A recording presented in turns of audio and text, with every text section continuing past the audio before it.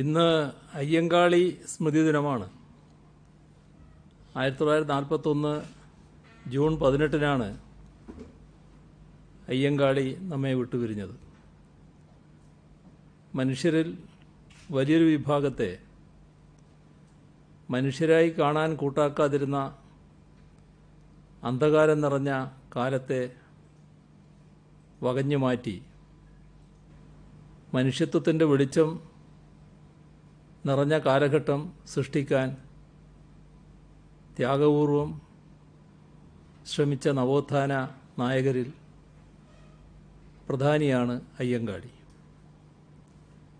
ഇന്ന് നാം കാണുന്ന കേരളത്തെ ഈ വിധത്തിൽ പുരോഗമനപരമാക്കി മാറ്റിയത് അയ്യങ്കാളിയെപ്പോലുള്ള മഹാന്മാരുടെ നവോത്ഥാന സംരംഭങ്ങളാണ്. അദ്ദേഹത്തിൻ്റെ സ്മരണ അനശ്വരമാക്കാനാണ് തിരുവനന്തപുരത്തെ പഴയ BJT ഹാളിനെ അയ്യങ്കാളി ഹാൾ എന്ന് സർക്കാർ നാമകരണം ചെയ്തത്. അയ്യങ്കാളി മുന്നോട്ട് വച്ച സാമൂഹ്യ മാറ്റത്തിൻ്റെ സന്ദേശങ്ങൾ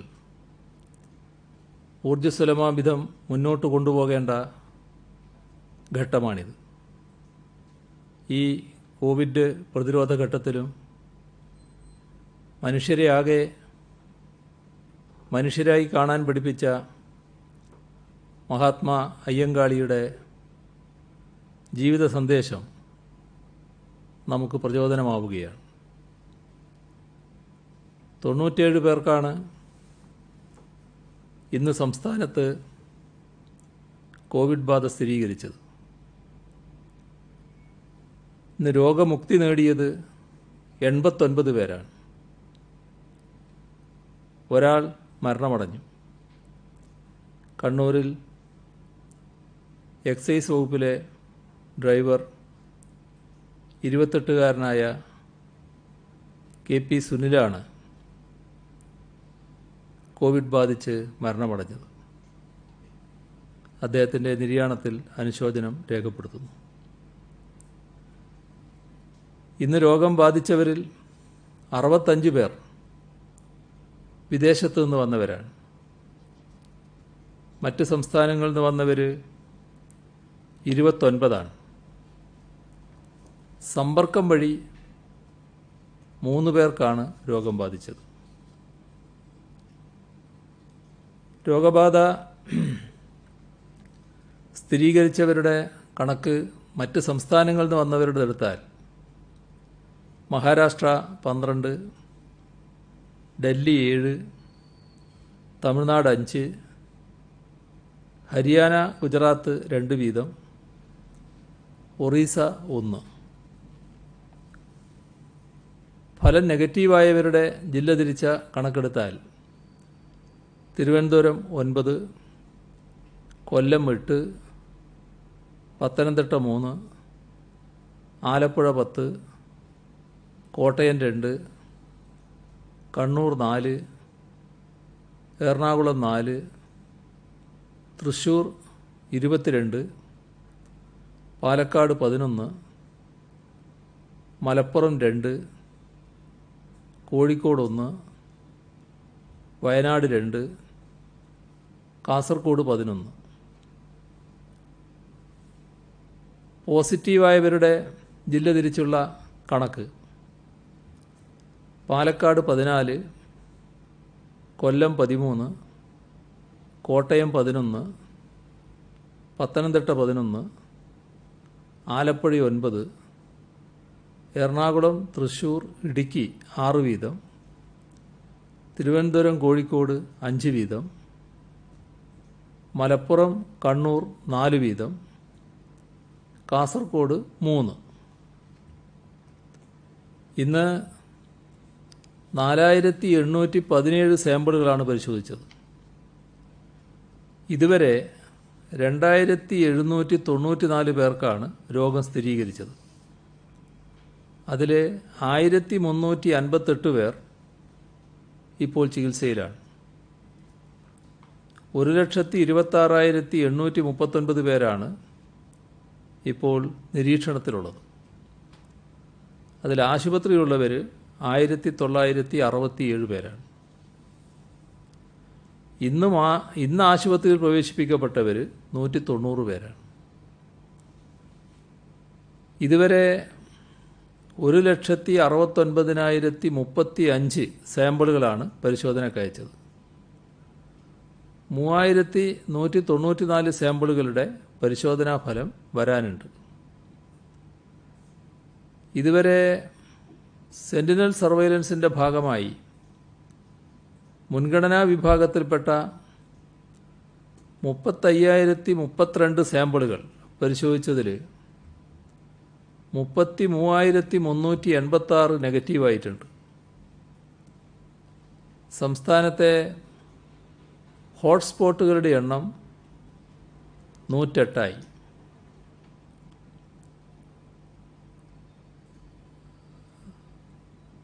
റാപ്പിഡ് ടെസ്റ്റിന് സൗകര്യമില്ലാത്തതോ അതിന് പ്രയാസം നേരിടുന്നതോ ആയ ഗൾഫ് രാജ്യങ്ങളിൽ പ്രവാസികളുടെ കോവിഡ് പരിശോധനയ്ക്ക് ആവശ്യമായ ട്രൂനാറ്റ് ടെസ്റ്റ് കിറ്റ് കേരള സർക്കാർ ലഭ്യമാക്കുന്നതിനുള്ള ചർച്ചകൾ പുരോഗമിക്കുന്നുണ്ട്.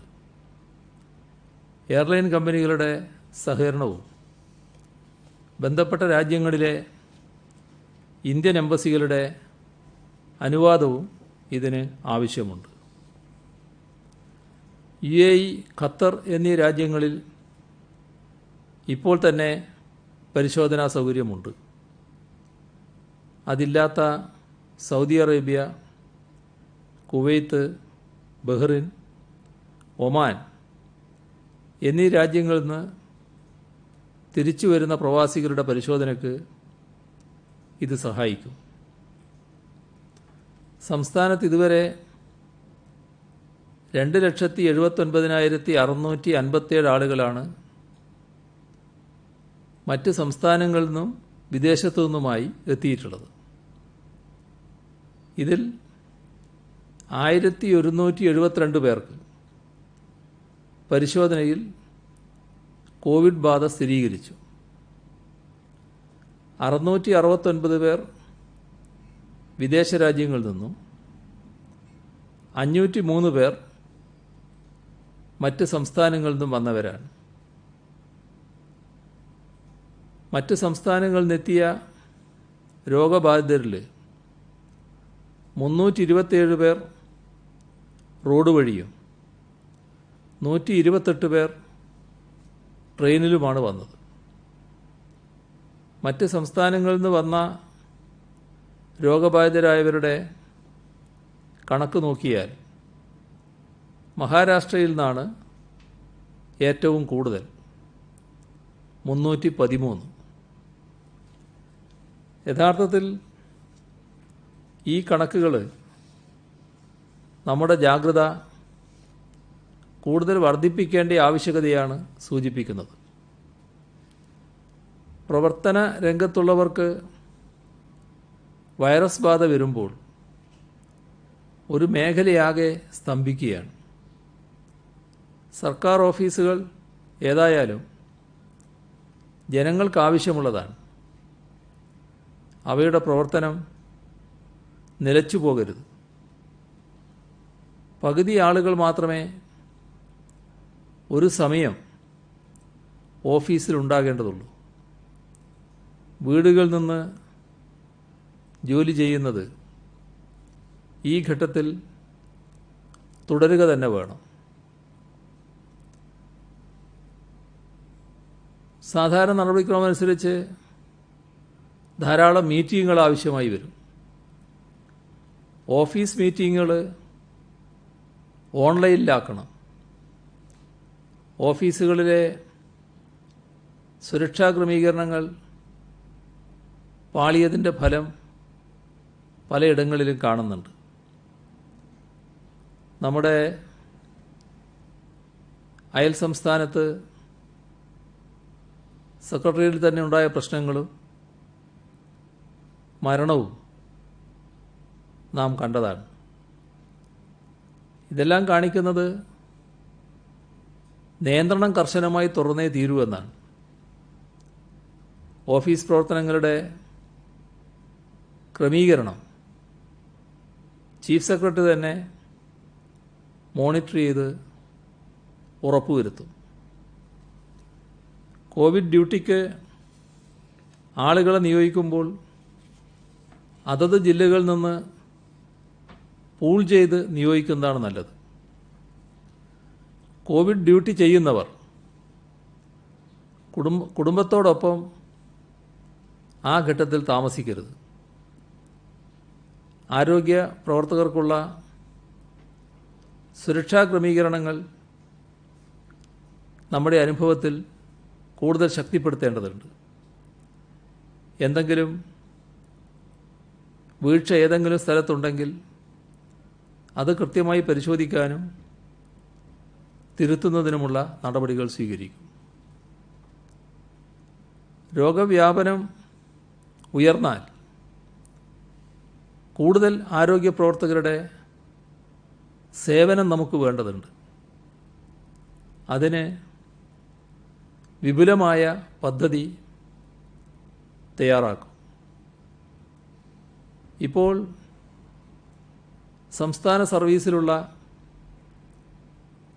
45 വയസ്സിൽ താഴെയുള്ളവരിൽ നിന്ന് പ്രത്യേകം ആളുകളെ റിക്രൂട്ട് ചെയ്ത് ആവശ്യമായ പരിശീലനം നൽകും.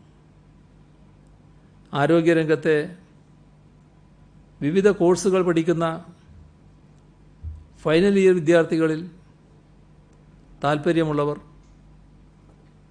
തൊഴിൽ രഹിതരായ ആരോഗ്യ പ്രവർത്തകർ, റിട്ടയർ ചെയ്ത ആരോഗ്യരംഗത്തെ പ്രൊഫഷണലുകൾ, ഇവരെയെല്ലാം സംസ്ഥാന അടിസ്ഥാനത്തിൽ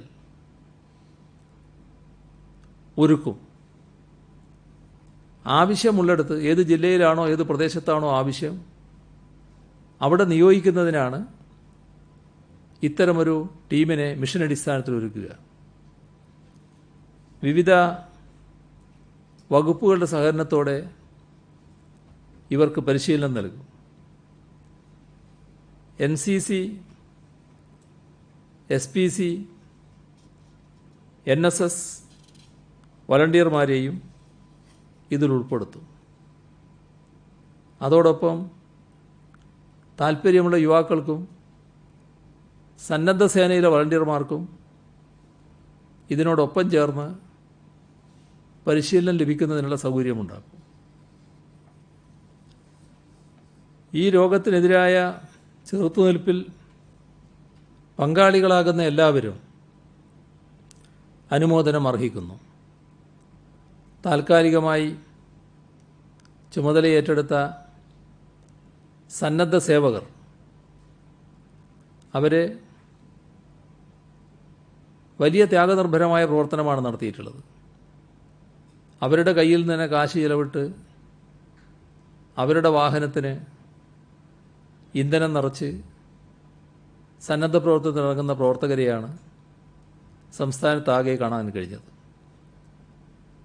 അതോടൊപ്പം ആരോഗ്യ പ്രവർത്തകർ, പോലീസ്, ഫയർ ആൻഡ് റെസ്ക്യൂ സേനാംഗങ്ങൾ, ഇങ്ങനെ ഈ രംഗത്ത്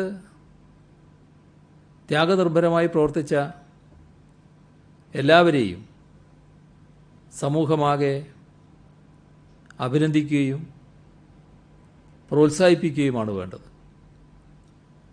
തുടർച്ചയായി ആഴ്ചകളോളം പ്രവർത്തിച്ച് അവരെ ഒരു രീതിയിലും തളർത്താനിടയാക്കരുത് എന്ന് തന്നെയാണ് സർക്കാർ കാണുന്നത്. ആവശ്യമായ വിശ്രമത്തിന് ഇതിനോടൊപ്പം സൗകര്യമൊരുക്കും. ഇന്നത്തെ അവസ്ഥ പരിശോധിച്ചാൽ പൊതുവെ നമ്മുടെ ആകെ ജാഗ്രത കുറഞ്ഞിട്ടുണ്ടോ എന്ന് പരിശോധിക്കേണ്ടതാണ്. എനിക്കിതൊന്നും ബാധകമല്ല എന്ന മട്ടിലാണ് പലരും നീങ്ങുന്നത്. റോഡുകളും കമ്പോളങ്ങളും പതിവ് നിലയിൽ തിരക്കേറുകയാണ്. ശാരീരിക അകലം പലയിടത്തും പാലിക്കുന്നില്ല.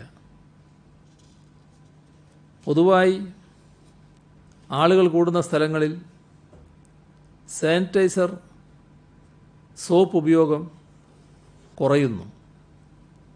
ഇത് സംസ്ഥാനത്താകെയുള്ള കാഴ്ചയായി മാറുന്നു.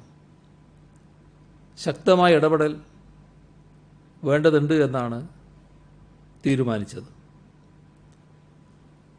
സർക്കാർ ഓഫീസുകളിലേക്ക്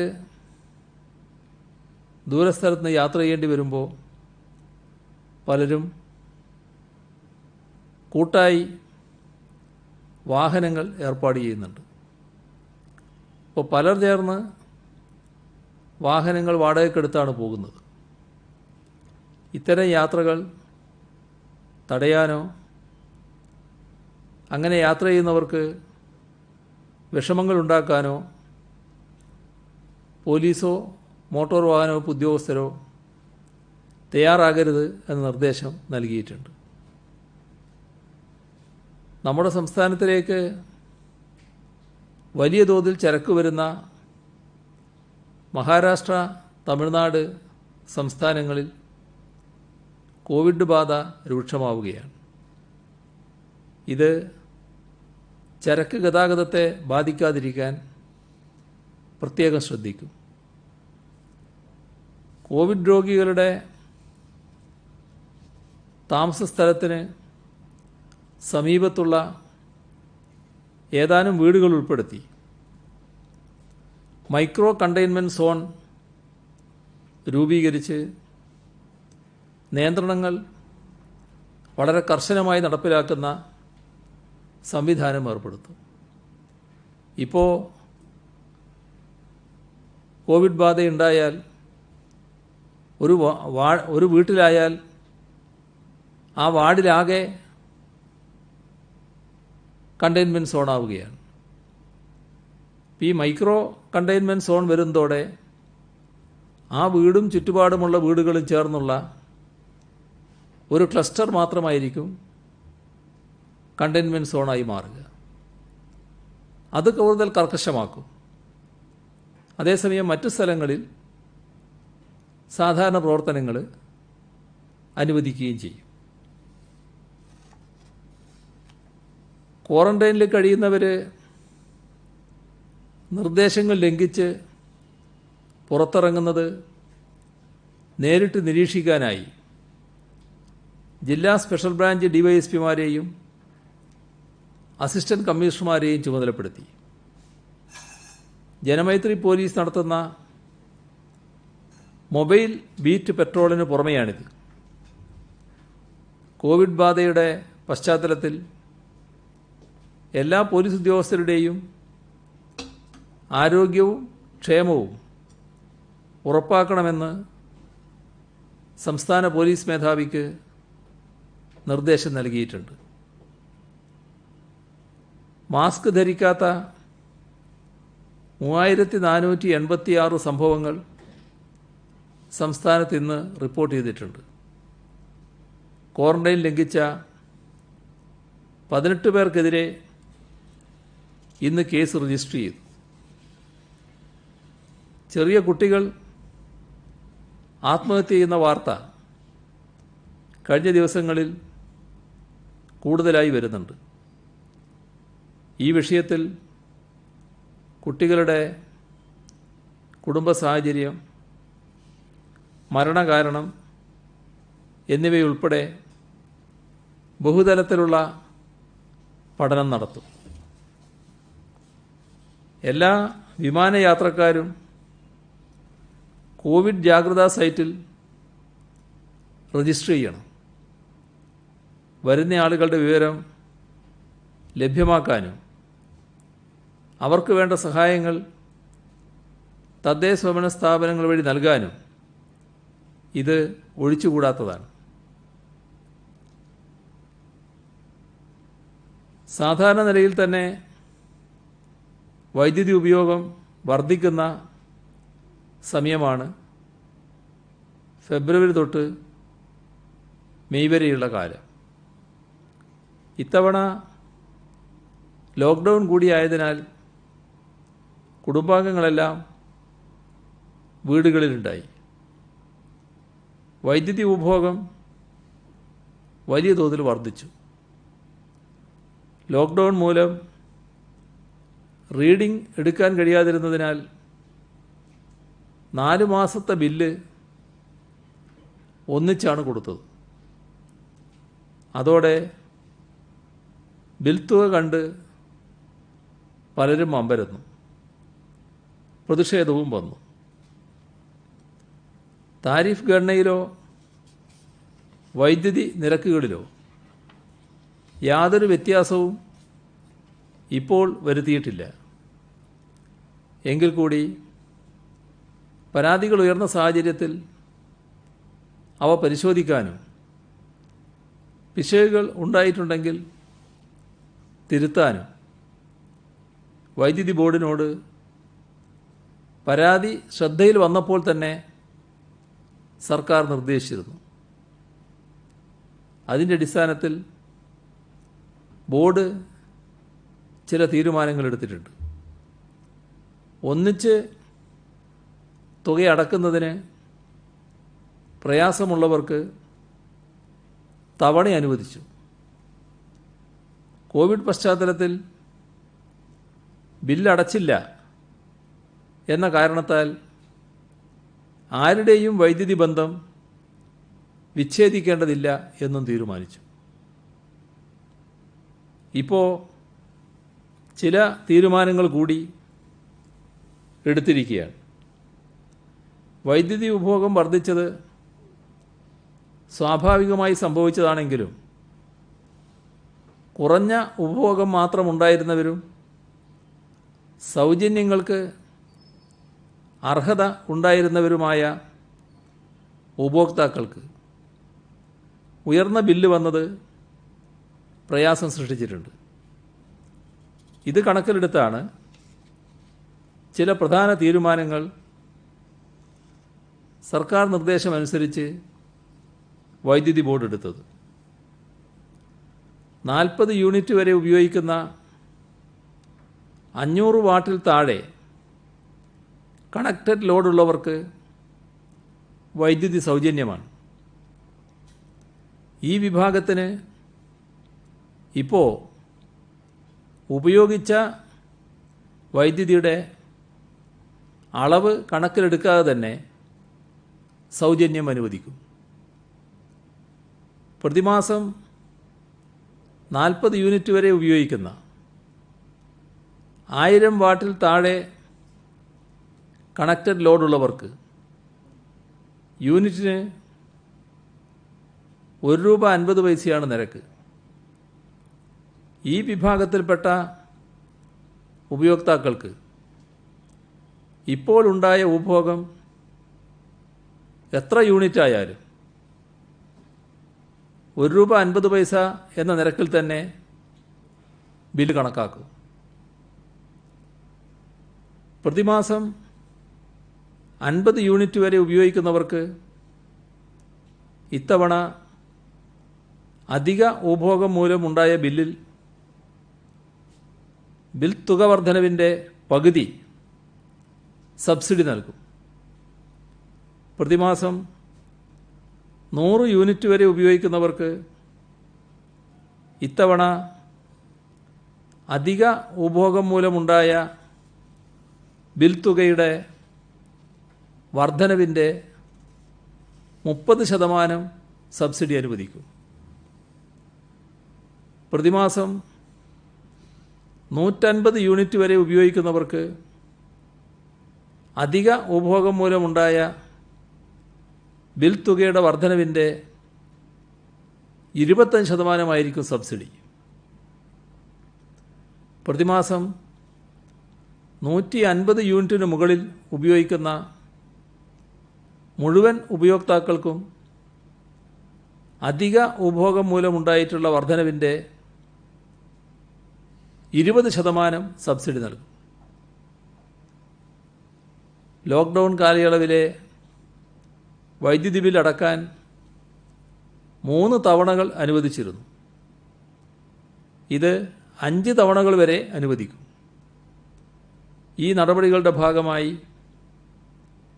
വൈദ്യുതി ബോർഡിന് 200 കോടിയോളം രൂപയുടെ അധിക ബാധ്യതയുണ്ടാകുമെന്നാണ് അവർ കണക്കാക്കുന്നത്.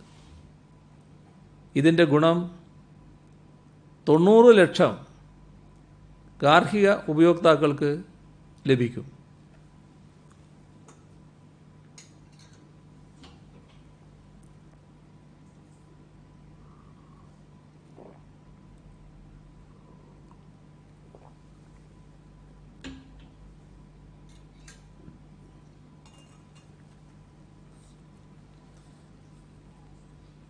കോവിഡ് നേരിടുന്ന ഈ ഘട്ടത്തിൽ കോവിഡ് നേരിടുന്നതിന് കൃത്യമായ ആഹാരം പ്രധാനമാണെന്ന് ലോകാരോഗ്യ സംഘടന തന്നെ വ്യക്തമാക്കിയിട്ടുണ്ട്. പകർച്ചവ്യാധികൾ ബാധിക്കുന്നതിൻ്റെ പ്രധാന കാരണങ്ങളിലൊന്ന് സമീകൃത ആഹാരത്തിൻ്റെ കുറവാണ് എന്ന് ചൂണ്ടിക്കാണിക്കുന്നുണ്ട്. ശരീരത്തിൻ്റെ പ്രതിരോധ ശക്തി നിയന്ത്രിക്കുന്നതിൽ ഏറ്റവും പ്രധാന ഘടകവും സമീകൃത ആഹാരം തന്നെയാണ്. സമീകൃത ആഹാരം എന്നാൽ ആരോഗ്യ സംരക്ഷണത്തിന് വേണ്ട ഘടകങ്ങൾ ശരിയായ അളവിൽ കിട്ടുക എന്നതാണ്. ഊർജത്തിനു വേണ്ടി അരി, ഗോതമ്പ് അല്ലെങ്കിൽ ചോളം, മുത്താറി അല്ലെങ്കിൽ കപ്പ, കാച്ചിൽ, ചേന, ചേമ്പ്, ഉരുളക്കിഴങ്ങ്, ചക്കപ്പുഴുക്ക് ഏതുമാകാം. സമീകൃത ഭക്ഷണത്തിൻ്റെ രണ്ടാമത്തെ ഘടകം മാംസ്യമാണ്, പ്രോട്ടീൻ. പയർ, കടല, പരിപ്പ്, മുതിര, ഉഴുന്ന്, ഇറച്ചി, മത്സ്യം, മുട്ട, തൈര് ഇവയിൽ ഏതെങ്കിലും ഒന്ന് നിർബന്ധമായിരിക്കണം. ഊർജത്തിന് വേണ്ടി കഴിക്കുന്ന ഭക്ഷണത്തിൻ്റെ 20-25% മാംസ്യവിഭവം ഉണ്ടായിരിക്കണം. ഭക്ഷണത്തിൽ വേണ്ടത്ര പച്ചക്കറികൾ ഉണ്ടാകണം. പച്ചക്കറി നാരുള്ള ഭക്ഷണ പദാർത്ഥമാണ്. പച്ചക്കറി നല്ലതുപോലെ നാര് നിറഞ്ഞ ഭക്ഷണ പദാർത്ഥമാണ്. ചീര, വെണ്ടക്ക, പാവക്ക, കോവക്ക, കക്കിരി, തക്കാളി, ഉള്ളി, വാഴച്ചുണ്ട്, ഇടിച്ചക്ക ഇങ്ങനെയുള്ളതെല്ലാം ധാരാളം കഴിക്കാം. നാലാമത്തെ ഇനമായ പഴങ്ങൾ, അത് എല്ലാ നേരവും ഭക്ഷണത്തിൽ ഉൾപ്പെടുത്തണം. പ്രാദേശികമായി ലഭ്യമാകുന്ന പഴങ്ങളായ വാഴപ്പഴം, മാമ്പഴം, പൈനാപ്പിൾ, പപ്പായ, പേരക്ക, ഓറഞ്ച്, സപ്പോട്ട, ചാമ്പക്ക ഏതുമാകാം. ഇതിൽ ചില വ്യത്യാസങ്ങളുണ്ടാവും. നമ്മുടെ പ്രകൃതി ഭക്ഷണക്കാർ മറ്റ് ഭക്ഷണങ്ങളുടെ കൂടെ പഴം കഴിക്കാൻ പാടില്ല എന്ന് പറഞ്ഞു എന്ന് വരും. എങ്കിലും സാധാരണ നിരക്ക് ഇത്തരത്തിൽ കഴിക്കുക എന്നുള്ളതാണ് നിർദ്ദേശമായി പറയുന്നത്. വെള്ളം ഏറെ പ്രധാനമാണ്. ദിവസം 2.5-3 ലിറ്റർ വെള്ളം കുടിക്കണം. സർവോപരി വേണ്ടത്ര ശാരീരിക വ്യായാമവും മാനസിക ഉല്ലാസവും ഉറപ്പുവരുത്തണം. ഇപ്പോൾ പലരും കഴിക്കുന്ന ജങ്ക് ഫുഡ് അത് പാടെ ഒഴിവാക്കുന്നതാണ് നല്ലത്. പോഷകാഹാരക്കുറവ് യഥാർത്ഥത്തിൽ ദരിദ്ര വിഭാഗങ്ങളിൽ മാത്രമല്ല, അത്യാവശ്യം സാമ്പത്തിക ശേഷിയുള്ളവരിലും കാണുന്നുണ്ട്. അതാണ് ഈ രംഗത്തെ വിദഗ്ധർ ചൂണ്ടിക്കാണിക്കുന്നത്. സമീകൃത ആഹാരത്തെക്കുറിച്ച് പലർക്കും ശരിയായ ധാരണയില്ലാത്തതുകൊണ്ടാണ് ഇതുണ്ടാകുന്നത്. നല്ല ജീവിതശൈലിയിൽ സമീകൃത ആഹാരവും പെടും എന്ന് മനസ്സിലാക്കണം. ബ്രേക്ക് ദ ചെയിൻ നിർദ്ദേശങ്ങൾ നമ്മളിപ്പോൾ പാലിക്കുന്നുണ്ട്. അതോടൊപ്പം നല്ല ജീവിതശൈലിയും നാം അനുവർത്തിക്കേണ്ടതുണ്ട്. സാമൂഹിക പ്രതിരോധമാണ് പകർച്ചവ്യാധികളെ നേരിടാൻ ഏറ്റവും ഫലപ്രദം. കോവിഡ് ഉയർത്തിയ വെല്ലുവിളി തരണം ചെയ്യാൻ സംസ്ഥാന സർക്കാർ നടത്തുന്ന പ്രവർത്തനങ്ങളിൽ സാമ്പത്തിക സ്ഥാപനങ്ങൾക്ക് ഏറെ സഹായം നൽകാൻ കഴിയും. ഇന്ന് SLBC യോഗം ചേർന്നിരുന്നു. സമീപകാല ചരിത്രത്തിലെ ഏറ്റവും വലിയ സാമ്പത്തിക മാന്ദ്യമാണ് അന്താരാഷ്ട്ര തലത്തിൽ തന്നെ ഉണ്ടായിരിക്കുന്നത്. വ്യവസായ വാണിജ്യ മേഖല വൻ തകർച്ച നേരിടുന്നു. സേവന മേഖലയുടെ കാര്യവും വ്യത്യസ്തമല്ല. പരമ്പരാഗത രീതിയിൽ ബാങ്കിംഗ് ധനകാര്യ സ്ഥാപനങ്ങൾ മാറി ചിന്തിക്കേണ്ട സന്ദർഭമാണിത്. അതാവട്ടെ നിക്ഷേപ സുരക്ഷയുടെ മാനദണ്ഡങ്ങൾ കാത്തു സൂക്ഷിച്ചുകൊണ്ടാവുകയും വേണം. ഇതിന് കേന്ദ്ര സർക്കാരിൻ്റെ പിന്തുണ വലിയ അളവിൽ ആവശ്യമുണ്ട്. ഇന്ന് ചേർന്ന സംസ്ഥാനതല ബാങ്കേഴ്സ് സമിതി യോഗത്തിൽ ഈ വിഷയം ചൂണ്ടിക്കാട്ടി ചർച്ച നടത്തി. സംസ്ഥാന പദ്ധതിയിലൂടെയും കിഫ്ബിയിലൂടെയും മറ്റും നടപ്പാക്കുന്ന വികസന പരിപാടികളിൽ സർവാത്മന സഹകരിച്ചുകൊണ്ട് സംസ്ഥാനത്തിൻ്റെ സാമ്പത്തിക വളർച്ചയ്ക്ക് അനുഗുണമായ ഇടപെടലുകൾ ഉണ്ടാകണമെന്ന് ബാങ്കുകളോട് അഭ്യർത്ഥിച്ചു. തൊഴിലുകൾ നഷ്ടപ്പെടുന്നതിനും സാമ്പത്തിക മേഖലയെ പിന്നോട്ടടിക്കുന്നതിനും വലിയ വരുമാന നഷ്ടമുണ്ടാക്കുന്നതിനും ലോക്ക്ഡൗൺ കാരണമായിട്ടുണ്ട്.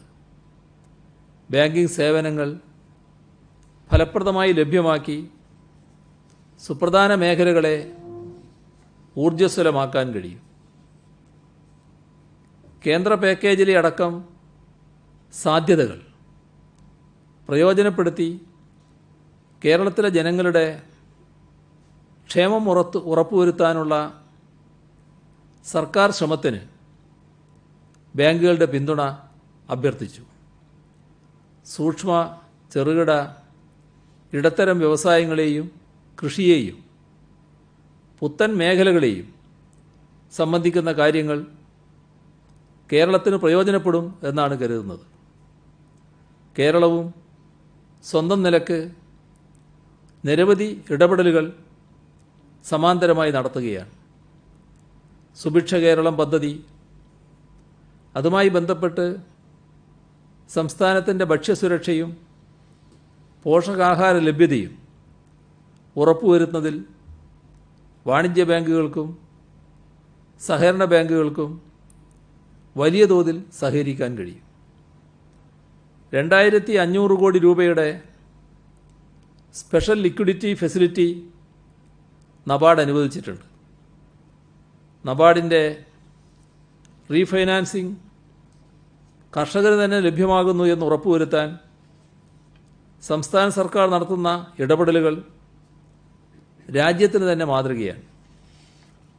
1000 കോടി രൂപയുടെ സ്പെഷ്യൽ ലിക്വിഡിറ്റി ഫെസിലിറ്റി അധികമായി ലഭ്യമാക്കണമെന്ന് നബാർഡിനോട് അഭ്യർത്ഥിച്ചു.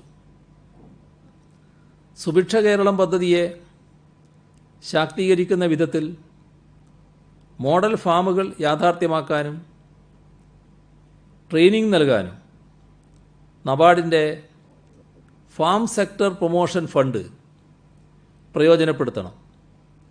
കേരളത്തിൽ കർഷകരുടെ കൈവശമുള്ള ഭൂമിയുടെ തോത് താരതമ്യേന കുറവാണ്. അതിനാൽ തന്നെ ഉൽപാദനക്ഷമത അഥവാ ഒരു നിശ്ചിത അളവ് ഭൂമിയിൽ നിന്നും ലഭിക്കുന്ന ഉൽപാദനം വർദ്ധിപ്പിക്കുന്നതിനാണ് ശ്രദ്ധ പതിയേണ്ടത്. ഇതിനെ അടിസ്ഥാനപ്പെടുത്തി വായ്പാ മാനദണ്ഡങ്ങൾ രൂപപ്പെടുത്തുന്ന കാര്യം ഗൗരവമായി പരിശോധിക്കേണ്ടതാണ്. നബാർഡിനും ഡിസ്ട്രിക്ട് ലെവൽ റിവ്യൂ കമ്മിറ്റികൾക്കും ഇത്തരത്തിലൊരു നിർദ്ദേശം SLBC നൽകണമെന്ന് അഭ്യർത്ഥിച്ചു. മുദ്രാ ശിശു ലോണുകൾക്ക് 1500 കോടിയുടെ പലിശ ഇളവ് ആത്മനിർഭർ ഭാരത് പാക്കേജിലൂടെ പ്രഖ്യാപിച്ചിട്ടുണ്ട്. 12 മാസത്തേക്ക് കൃത്യമായി തിരിച്ചടക്കുന്നവർക്ക് കേന്ദ്ര സർക്കാർ 2% പലിശ ഇളവ് അനുവദിക്കും. തിരിച്ചടവ് കാരണം വരുമാനം ശോഷിച്ച് പ്രയാസത്തിലായിരിക്കുന്ന പ്രാഥമിക ദ്വിതീയ തലങ്ങളിലുള്ള അപേക്ഷകർക്ക് ഇതിൻ്റെ പ്രയോജനം ലഭിക്കുന്നു എന്ന് ഉറപ്പുവരുത്താൻ ബാങ്കുകൾ ശ്രദ്ധിക്കണം. ഇതിന് ജില്ലാ തലത്തിലുള്ള ഒരു നിർവഹണ രീതി SLBCയും DLRCകളും ചേർന്ന് തയ്യാറാക്കണം. പലതരം പ്രശ്നങ്ങളാലും വലിയ പ്രതിസന്ധിയിലുമാണ് കശുവണ്ടി വ്യവസായം. ബാങ്കുകളിൽ നിന്നും എടുത്ത വായ്പകൾ മിക്കവയും സ്ട്രെസ്ഡ് ലോൺ വിഭാഗത്തിൽപ്പെട്ടവയാണ്. ഇപ്പോൾ പ്രഖ്യാപിച്ചിട്ടുള്ള സാമ്പത്തിക പാക്കേജുകളുടെ വെളിച്ചത്തിൽ കശുവണ്ടി വ്യവസായത്തിൻ്റെ പുനരുജ്ജീവനത്തിനായി അനുഭാവപൂർണമായ സമീപനം സ്വീകരിക്കണമെന്നും യോഗത്തിൽ ബാങ്കുകളോട് അഭ്യർത്ഥിച്ചു. ഇന്ന് ദുരിതാശ്വാസ നിധിയിലേക്ക് ഇടുക്കി ജില്ലയിൽ നിന്ന് വിവിധ സ്ഥാപനങ്ങളും വ്യക്തികളും 58,58,780 രൂപ നൽകിയിട്ടുണ്ട്. AIYF പുനലൂർ മണ്ഡലം കമ്മിറ്റി 3,10,370 രൂപ. തൃശൂർ തടാകം ഫൗണ്ടേഷൻ ചെയർമാൻ MV കുഞ്ഞുമുഹമ്മദ് 4,40,000 രൂപ. Forum of former member of public service commission Kerala 4 ലക്ഷം രൂപ. പെരിന്തൽമണ്ണ ജൂബിലി റോഡ് സ്വദേശിനി സ്വർണ്ണമോതിരം.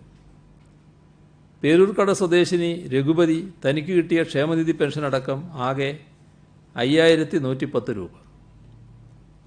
ഇത്രയും വിവരങ്ങളാണ് ഇന്ന് പങ്കുവെക്കാനുള്ളത്. രാഷ്ട്രീയ പാർട്ടികളുടെ സമരങ്ങൾ, പ്രതിഷേധ പരിപാടികളൊക്കെ പഴയതുപോലെ സാധാരണ നിലയിൽ എങ്ങനെയായിരുന്നു കേരളം ആ കാലത്തുള്ളതുപോലെ നടക്കുന്നു. മന്ത്രിമാർ ഉദ്ഘാടനങ്ങളിൽ പങ്കെടുക്കുന്നു, മന്ത്രിമാർ 1-2 മന്ത്രിമാർ പല പരിപാടികളിലും പങ്കെടുക്കുന്നു, അവിടെ നേതാക്കൾ പങ്കെടുക്കുന്നു. ഈ ഓൺലൈൻ ക്ലാസ്സുകൾക്കുള്ള TV വിതരണം എന്ന പേരിൽ പല രാഷ്ട്രീയ പാർട്ടികളും സംഘടനകളും ഒക്കെ വലിയ ആൾക്കൂട്ടം പലയിടത്തും ഉണ്ടാകുന്നു. ഈ കോവിഡിൽ നിൽക്കുമ്പോഴും ഇതിനൊന്നും ഒരു നിയന്ത്രണം ഉണ്ടാകാതെ പോവുകയാണ്. എന്തെങ്കിലും നിയന്ത്രണം ഏർപ്പെടുത്താൻ സർക്കാർ ഉദ്ദേശിക്കുന്നുണ്ടോ? ശാരീരിക അകലം പാലിച്ചുകൊണ്ട് നിശ്ചിത ആളുകൾ പങ്കെടുത്തുകൊണ്ടുള്ള പരിപാടികൾ ആകാമെന്നുള്ളത് നാം നേരത്തെ പറഞ്ഞിട്ടുണ്ട്. ഇപ്പം നമ്മുടെ കടകൾ തുറക്കുന്നു, മാളുകൾ തുറക്കുന്നു. അവിടങ്ങളിൽ ആളുകൾ പോകുമ്പോൾ നിശ്ചിത അകലം പാലിക്കണം, അതുപോലെ തന്നെ ആളുകളെ പരിമിതപ്പെടുത്തണം എന്ന് നേരത്തെ തന്നെ നമ്മൾ നിർദ്ദേശിച്ചിട്ടുണ്ട്. അത് എല്ലാറ്റിനും ബാധകമായിട്ടുള്ളതാണ്.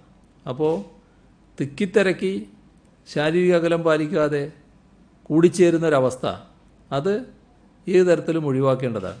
നിർഭാഗ്യവശാൽ നിങ്ങൾ ചൂണ്ടിക്കാണിച്ച തരത്തിലുള്ള ചില കാര്യങ്ങൾ നമ്മുടെ കേരളത്തിൽ സംഭവിക്കുന്നുണ്ട്. അത് ഇതിൻ്റെ ഗൗരവം കുറച്ച് കണ്ടുകൊണ്ടുള്ള ഇടപെടലാണ്.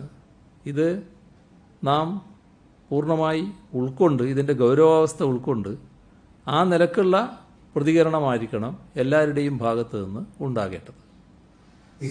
ഈ കേന്ദ്ര സർക്കാർ അനുകൂലമായി പ്രതികരിക്കാത്തതുകൊണ്ടാണോ ഈ കോവിഡ് പരിശോധനയിൽ നമ്മൾ തന്നെ ട്രൂനാറ്റ് കിറ്റുകൾ കൊടുക്കുക എന്ന് പറയുന്നത്? അത് എത്രത്തോളം പ്രായോഗികമായിരിക്കും? വിവിധ രാജ്യങ്ങളിൽ എത്തിക്കുക, അത് ഓരോ ഫ്ലൈറ്റ് വരുന്നതിന് മുമ്പ് കൊണ്ടുവരിക, അതൊരു പ്രായോഗിക പ്രശ്നങ്ങൾ അതിനകത്ത് ഉണ്ടാവില്ല? ഇതിനകത്ത് എപ്പോഴും കേന്ദ്ര ഗവൺമെൻറ് സഹകരണം ആവശ്യമാണല്ലോ. ഇക്കാര്യത്തിലും കേന്ദ്ര ഗവൺമെൻറ് സഹകരണം ആവശ്യമാണ്. പക്ഷേ നമുക്ക് ഇങ്ങോട്ട് വരുന്ന ആളുകളുടെ കാര്യത്തിൽ കൂടുതൽ ശ്രദ്ധയുള്ളതുകൊണ്ട് ഈ ഒരു വഴി കൂടി നമ്മൾ മുന്നോട്ട് വെക്കുകയാണ്. ഇതിന് ഈ പറഞ്ഞ കൂട്ടത്തിൽ എംബസിയുടെ സഹകരണം ഉണ്ടല്ലോ. എംബസി സഹകരിക്കണ്ടേ, എന്നാലേ നടപ്പാക്കാൻ പറ്റൂ. അപ്പോൾ കേന്ദ്ര ഗവൺമെൻറ് സഹകരണത്തോടെ തന്നെയാണ് നടപ്പാക്കുക, അതിന് യാതൊരു സംശയവും വേണ്ട.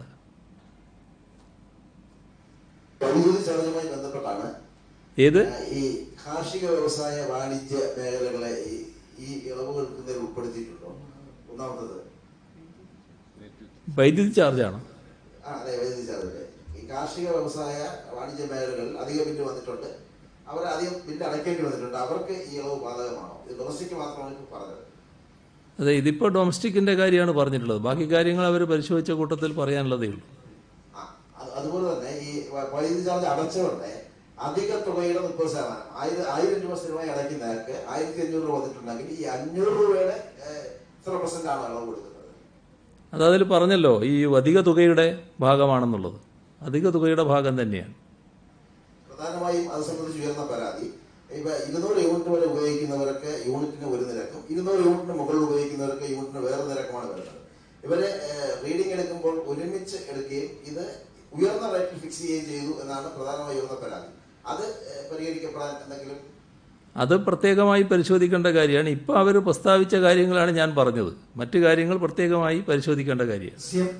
ഈ നമ്മുടെ ട്രൂനാറ്റ് പരിശോധന അടക്കം നടക്കുകയാണെങ്കിൽ പോലും വിമാനത്താവളത്തിൽ വെച്ചാണ് ഈ പരിശോധന നടക്കുന്നത്. അപ്പോൾ ഒരാൾ പോസിറ്റീവായി, അപ്പോൾ അവർക്ക് ഇങ്ങോട്ടേക്ക് വരാൻ സാധിക്കുന്നില്ല, വളരെ മുൻഗണനാക്രമത്തിലുള്ള ആളായിരിക്കും. അപ്പോൾ അത്തരത്തിലുള്ള ധാരാളം പ്രശ്നങ്ങളാണ് ഈ ട്രൂനാറ്റ് പരിശോധന പ്രഖ്യാപിച്ച ശേഷവും ഈ പ്രവാസി സമൂഹം ചൂണ്ടിക്കാണിക്കുന്നത്. മാത്രമല്ല അക്കാര്യത്തിലേക്ക് വലിയ പ്രായോഗിക ബുദ്ധിമുട്ടുണ്ട്. ഇപ്പോൾ UAE-യിലും ഖത്തറിലും ചെറിയ ഇളവുകളും മറ്റും ഉണ്ട്. പക്ഷേ സൗദിയിലും മറ്റും വലിയ തോതിലുള്ള ബുദ്ധിമുട്ടുകളാണ്, വലിയ ചെലവാണ്, പ്രയോറിറ്റി കിട്ടുന്നില്ല തുടങ്ങിയ വലിയ ആശങ്കകൾ അവിടെ ഉയരുന്നുണ്ട്.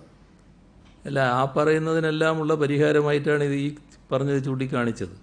പരിശോധനയ്ക്കുള്ള സംവിധാനം ഇല്ലാത്ത സ്ഥലങ്ങളിൽ ഇത്തരത്തിലൊരു പരിപാടി സംഘടിപ്പിക്കാനാവും.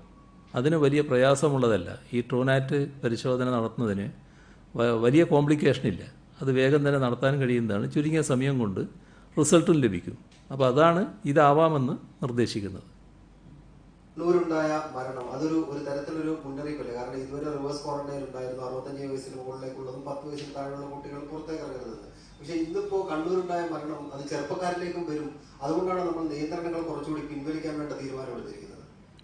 ലോകത്താകെയുള്ള അനുഭവം എടുത്താൽ, രാജ്യത്താകെയുള്ള അനുഭവം എടുത്താൽ വെറും പ്രായമുള്ളവർ മാത്രമല്ല മരണപ്പെട്ടിട്ടുള്ളത്.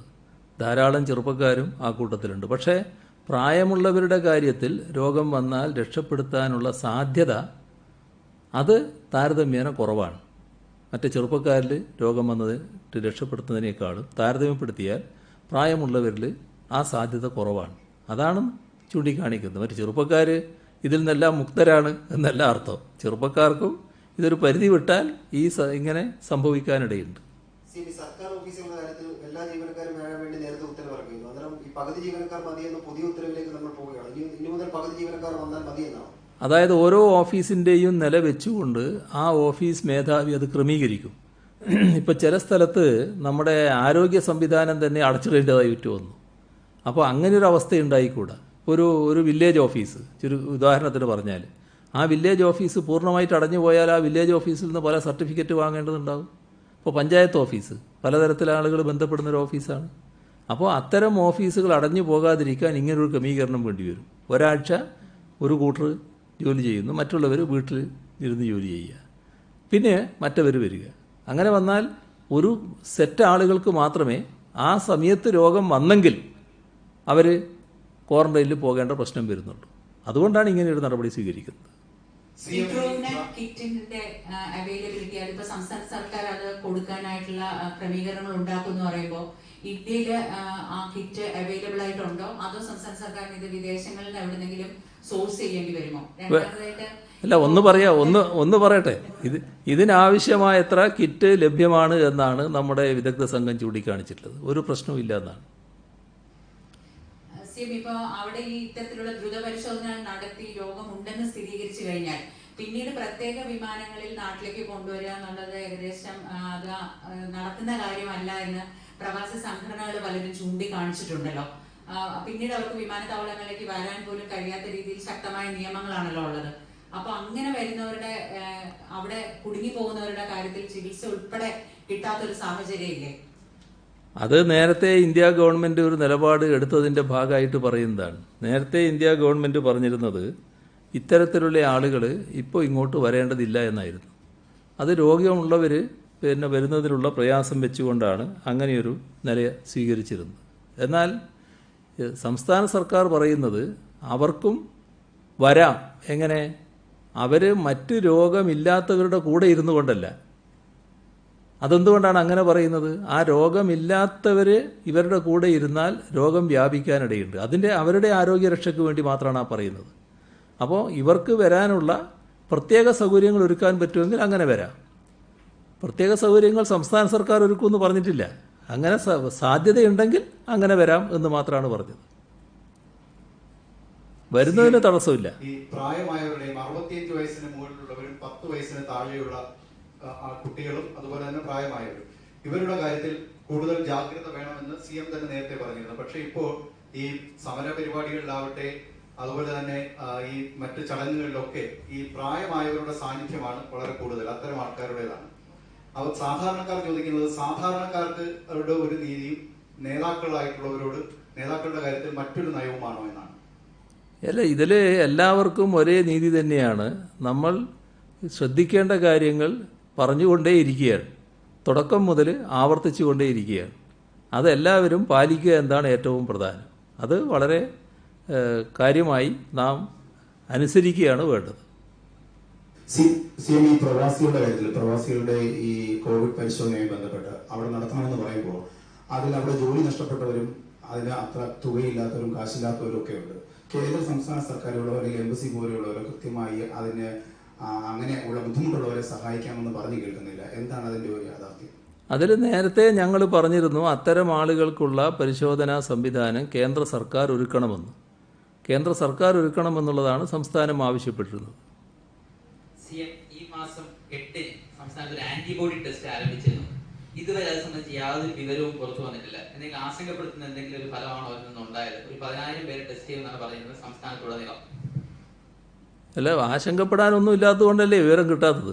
അല്ലെങ്കിൽ നിങ്ങൾ തന്നെ വിവരം എടുത്തിട്ടുണ്ടാവില്ലേ? ഈ വൈദ്യുതി വകുപ്പിന്റെ പ്രശ്നം വന്നപ്പോൾ, അതായത് ഒരുപാട് ആയിരക്കണക്കിന് ലക്ഷം കവിഞ്ഞു പരാതിയിരിക്കുകയാണ്. ആ സമയത്തെല്ലാം KSEBയുടെ നിലപാട് ഇതിനകത്ത് ഒരു പ്രശ്നവുമില്ല എന്നുള്ളതാണ്. ഇപ്പൊ ഏതാണ്ട് 200 കോടി രൂപയുടെ അധിക ബാധ്യത ഉണ്ടാകുന്ന തരത്തിലേക്ക് ക്രമീകരണങ്ങൾ വരുമ്പോഴേ വലിയ പ്രശ്നങ്ങൾ ഉണ്ടായതൊന്നല്ല അതിന്റെ തെളിവ്. അല്ല, നാട്ടിൽ ഇത്തരം ചില പ്രശ്നങ്ങൾ ഉണ്ടായാൽ ആ പ്രശ്നങ്ങളുടെ ഭാഗമായി ഒരു തീരുമാനം എടുക്കണം എന്നത് സംസ്ഥാന സർക്കാർ KSEBയുടെ ശ്രദ്ധയിൽപ്പെടുത്തിയപ്പോൾ അതിൻ്റെ ഭാഗമായി അവരാലോചിച്ച് തീരുമാനിച്ച കാര്യങ്ങളാണ് ഞാൻ പറഞ്ഞത്. അതിനെ നമ്മൾ തള്ളി പറയണ്ട, അത് കുറ്റപ്പെടുത്തുകയും വേണ്ടല്ലോ. അത് ആവശ്യമല്ലേ, നാട്ടിനൊരു ആവശ്യമായിട്ടുള്ളൊരു കാര്യം ചെയ്തതല്ലേ. അപ്പോൾ നമുക്ക് ഇന്നങ്ങ് അവസാനിപ്പിക്കാം. ശരി.